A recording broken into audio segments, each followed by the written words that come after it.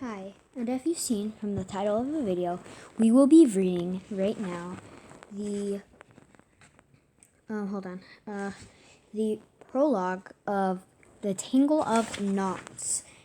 And here we will be starting at page 1 through 7. Okay, and we're stopping at 53 years later. Now, let us start reading. Tangle of Knots by Lisa Graff. Prologue.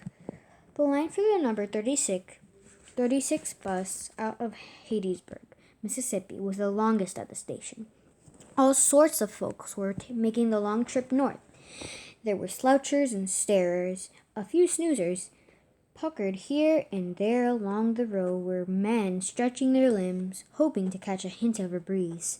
A woman fanned her daughter with a newspaper whose headline read, "Scientists believe extinct Jupiter bird may have been the largest flying animal." A toddler munched on a cracker, sprinkling sticky crumbs across his mother's chest.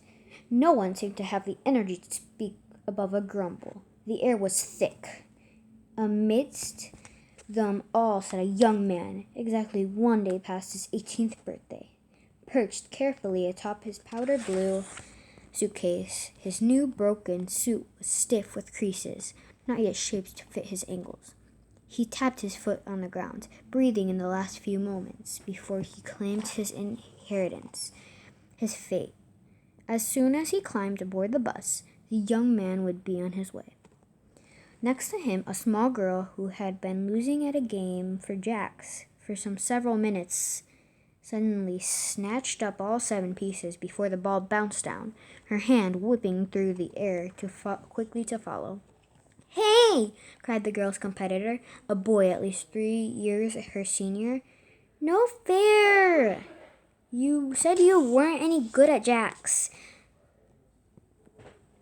The girl grinned a sly little grin. "I'm not good," she replied, tossing the piece in the air in a whir of jacks and ball and jacks. She caught them expertly. "I'm talented." She pocketed the jacks and held out her hand, where the boy begrudgingly deposited a nickel.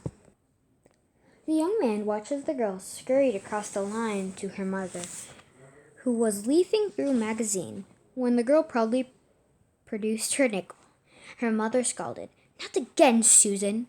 But she only sked as her daughter flipped the coin in the air. The young man couldn't help but grin at the scene. A talent is only rewarding if you wield it well. That's what his mother had always told him. It seemed to him that this little girl was a master wielder. "That's a nice suitcase you've got there." The young man looked up. Standing before him was a man in a gray suit. He might have been 40. He might have been older, and he was quite easily the largest man in the bus station. His enormous frame threatening even the brick support posts for sturdiest structure. "Sorry," the young man replied. "Your suitcase. It's a choice model. Top of the line." Instinctively, the young man grasped the size of the suitcase just a little tighter. It was a very old suitcase, but sturdy and well-loved, boxy and large as a small child, with worn corners and 3 small dimples near the left clasp. Across the top, a cursive scrawl of silver thread spelled out the brand, St. Anthony's. Hidden inside the lining was a single slip of paper that constituted the bulk of the young man's inheritance. The young man cleared his throat. "He's just a friendly traveler," he told himself, making conversation. "Thanks," he replied. "It was my mother's." The words had slipped out without his meaning them to. It was, and he hoped that the older fellow hadn't noticed his use of the past tense. The last thing the young man wanted to talk about was his mother, but the large man in the gray suit merely grinned a sideways sort of grin. It was a grin that suggested he knew more about the world than he was letting on. As though to thank him for his silence, the young man offered his hand. "Mason Burgess," he introduced himself. pleasure to meet you, Mason, the older fellow replied, leaning down to reach Mason's outstretched hand. The man had a surprisingly firm shake. Mind if I wait with you? You would. And with the ease of the man a third his size, he plopped down his worn leather duffel and folded his legs underneath him. He did not mention his name. So, the fellow said to Mason, lifting his hat from his head to wipe his brow, "Keeping north, are ya?" "Poughkeepsie," Mason confirmed.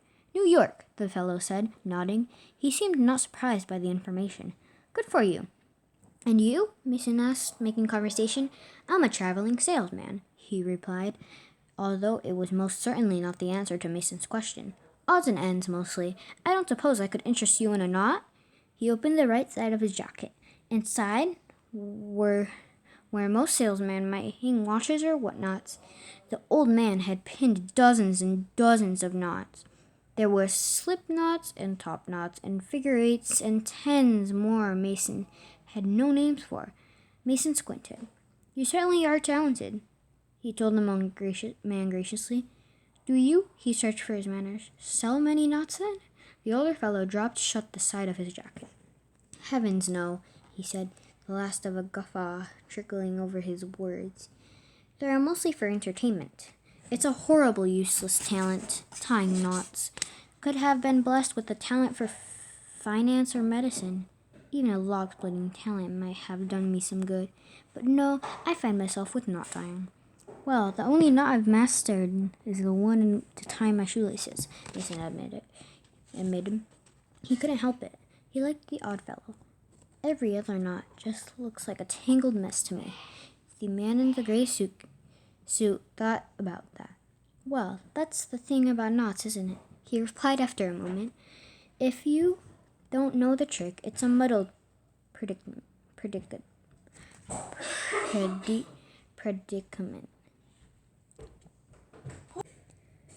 But in fact, each loop of every knot is carefully placed, one end twisting right into the other in a way you might not have expected. I find them rather beautiful, really." Mason had nothing more to say on the subject, so he changed course. "It must be an interesting job, traveling salesman," he said. "Seeing the world. It isn't bad at that," the man told him. "I'm saving up for a hot air balloon. Faster travel, and the views are amazing." Without warning, the bus's engine roared to life. "Number 36 to Philadelphia," the bus driver bellowed. "Transfer to points north." Mason rose to his feet. "Now, just you remember," the man in the gray suit told Mason, as though they were continuing a previous conversation. "Keep an eye on that suitcase of yours." "Of course I will," Mason snapped, picking the suitcase up by the handle. It weighed less than a loaf of bread. "I don't," Mason shook his head. "I don't need another father." That's what he'd begin to say. "I'll be careful," he told the man. "Are you traveling all the way to Philadelphia? Perhaps we might sit next to each other." The man's gaze was still fixed on Mason's suitcase. I had one once," he said. "A St. Anthony's suitcase. Did you know there were only 3 dozen ever crafted? Shut down production after that." He returned his hat to his head and bent to scoop up his duffel. "I let it out of my sight, if you can believe such a thing. Let go of the suitcase for 1 minute, and," he suddenly seemed to notice the line was pressing them forward, and shook his head as he and Mason inched closer to the bus. "Just be sure to keep an eye on it, young man. The St. Anthony's brand, they seem to have a tendency to redistribute themselves." Mason looked down to discover he was clutching a suitcase close to his chest, like a baby with a rag doll.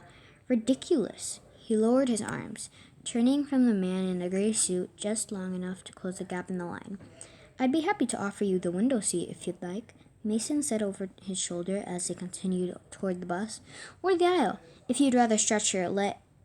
Mason stopped talking because he had turned around again, and the man in the gray suit was no longer there.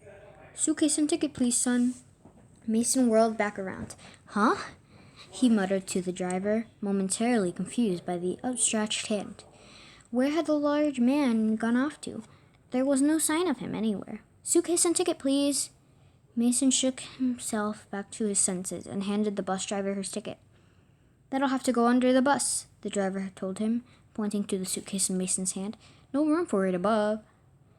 Mason felt his eyes go wide. "But he bit his lip. "You are a grown man now," he told himself. "Speak with confidence." "No, thank you, sir. I'd rather keep it with me." The driver crossed his arms with the impatience of a man, too, long at his job. "Soon the bus is full, and there's no room for the boxy bag in the overhead. Either you get on board with your suitcase underneath, or both of you stay here. It's up to you." And he reached around Mason's head to grab the ticket of the next passenger in line. When the bus pulled into the Philadelphia station, Mason Burgess was the first to disembark. He tapped his foot impatiently as the driver unlocked the baggage compartment, then fumbled through the other passengers' bags to find his own. It was not there. Mason checked everywhere. He searched the other passengers as they trotted off with their own suitcases. He crawled inside the baggage compartment to check for hidden nooks and corners. He even threatened the driver, but it was no use. The suitcase and the one slim, irreplaceable slip of paper inside it was gone. 53 years later.